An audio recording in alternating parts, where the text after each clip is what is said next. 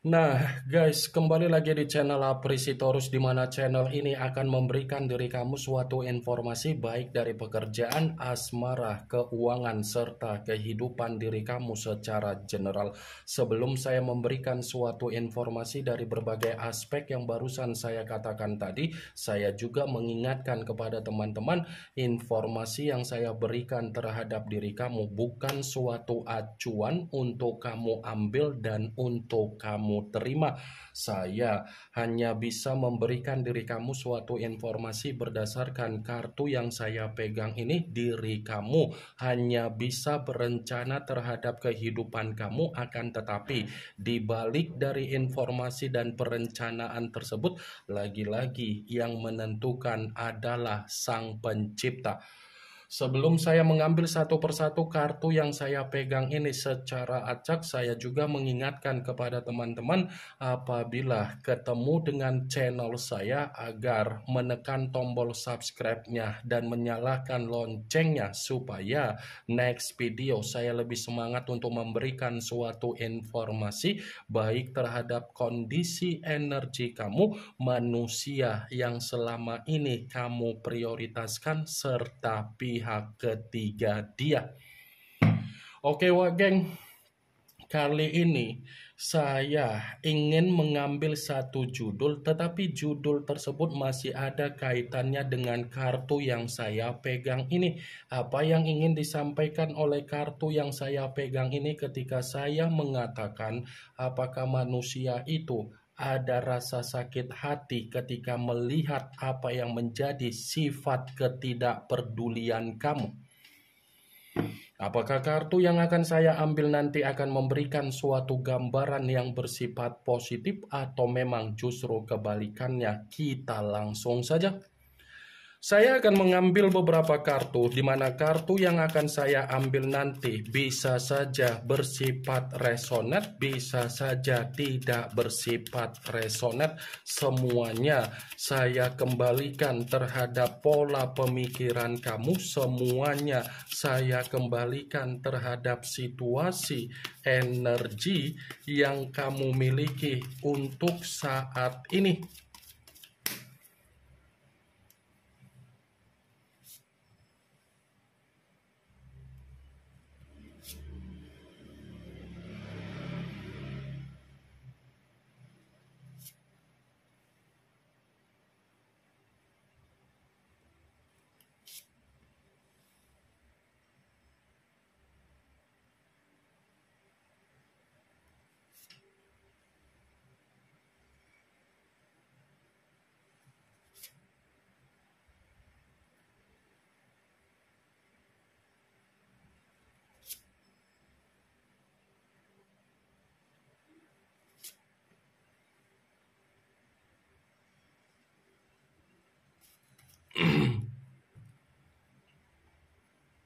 Nah, guys, di depan saya ini sudah ada beberapa kartu yang sudah saya ambil secara acak satu persatu dari tumpukan kartu yang saya pegang tadi. Apakah kartu yang ada di depan saya ini akan memberikan suatu gambaran yang bersifat positif atau memang justru kebalikannya? Kita langsung saja. Muncul kartu ini. Sekali lagi saya mengatakan muncul kartu yang saya pegang ini. Di mana kemunculan kartu yang saya pegang ini seperti memberikan suatu isyarat atau gambaran, tetapi gambaran yang ingin saya sampaikan terhadap diri kamu, terlebih dahulu saya ingin mengarah terhadap diri kamu sebelum saya mengarah terhadap judul tersebut. Kenapa lagi-lagi saya ingin mengarah terhadap diri kamu? Ada beberapa hal yang ingin saya pertanyakan terhadap diri kamu, tetapi pertanyaan ini ada kaitannya dari perjalanan komitmen kamu. Ketika kamu ada komitmen terhadap manusia yang dipertemukan terhadap diri kamu, apakah komitmen itu memberikan suatu ketenangan terhadap diri kamu, atau mungkin komitmen itu menghambat apa yang menjadi ruang gerak kamu? Saya hanya bisa mempertanyakan apa yang menjadi perkataan saya tadi karena di balik dari pertanyaan tersebut kamu yang bisa memberikan suatu jawaban. Sekalipun saya ingin memberikan suatu jawaban dari apa yang menjadi pertanyaan saya tadi, bisa saja kan komitmen kamu seperti mengunci apa yang menjadi kemajuan kamu. Dan bisa saja komitmen yang selama ini kamu pertahankan terhadap manusia itu hanya memberikan apa yang menjadi kondisi tercekik dari apa yang menjadi karakter kamu. Coba kamu perhatikan ketika kamu ada komitmen terhadap manusia itu, bagaimana karakter yang kamu miliki? Lebih banyak diam atau ada keceriaan? Lebih banyak ada kegembiraan atau mungkin kamu merasa ada kesepian? Ini kartu pertama yang saya pegang ini adalah kartu The Empress, ratu di atas ratu. Kalau berbicara perihal dari kebaikan kamu, iya, kamu terlalu baik untuk memprioritaskan manusia itu. Tetapi di balik kamu memprioritaskan manusia itu tidak memberikan apa yang menjadi ruang gerak kamu. Sadar atau tidak sadar, ruang gerak kamu itu terkunci secara total sampai diri kamu tidak bisa menikmati apa yang menjadi karakter kamu. Ibaratnya ketika kamu ingin melakukan apa yang ingin kamu lakukan, kamu selalu melapor terhadap manusia itu atau memberitahukan terhadap dia. Tetapi ketika dia melakukan apa yang ingin dia lakukan, ada tidak memberitahukan terhadap diri kamu? Tidak ada kan? Kan wak geng? The Empress, kartu pertama. Banyak hal yang selalu kamu cancel hanya untuk memanjakan manusia itu. Yang seharusnya ada ingin kamu selesaikan di luaran sana, semuanya kamu hambat hanya untuk melihat komitmen kamu agar komitmen kamu bisa kamu pertahankan. Entah jangan-jangan kamu itu hanya dijadikan sebagai opsi agar manusia itu mendapatkan suatu keuntungan. Saya mengatakan apa yang menjadi perkataan saya tadi bukan berarti saya ingin mensugesti apa yang menjadi pemikiran kamu. Semua kembali bagaimana pemikiran kamu untuk menyikapi dan merespon ucapan saya tersebut. Kalaupun kartu yang saya pegang ini saya mencoba untuk mengkaitkan terhadap judul tersebut, kartu ini akan saya benarkan. Membenarkan dalam arti apa? Manusia itu bukan hanya sakit hati dari apa yang menjadi perubahan kamu di mana kamu sudah tidak memperdulikan diri dia.